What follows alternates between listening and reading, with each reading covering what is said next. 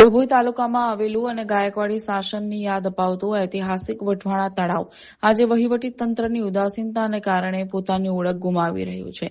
એટલું જ નહીં, ગંદકીના ગ્રાહકોમાં થયેલ જોવા મળી રહ્યું છે. આશરે 16 કિલોમીટરના ઘેરાવામાં ફેલાયેલું આ વિશાળ તળાવ જે પક્ષીઓ માટે સ્વર્ગ ગણાઈ રહ્યું છે, ત્યાં આજે ગંદકી, લીલ અને ઝાડી ઝાખરાનું સામ્રાજ્ય બની ગયું છે.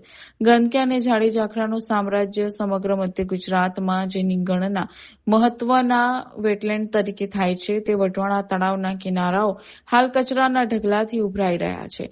તળાવના પાણીમાં અસંખ્ય પ્રમાણમાં લીલ જામી ગઈ છે અને કિનારાની આસપાસ જંગલી વનસ્પતિઓ તેમજ કાંટાના ઝાડી ઝાખરા ઉગી નીકળ્યા છે. સફાઈના અભાવે તળાવનું કુદરતી સૌંદર્ય હણાઈ રહ્યું છે. વિદેશી મહેમાનોની સંખ્યામાં ચિંતાજનક ઘટાડો.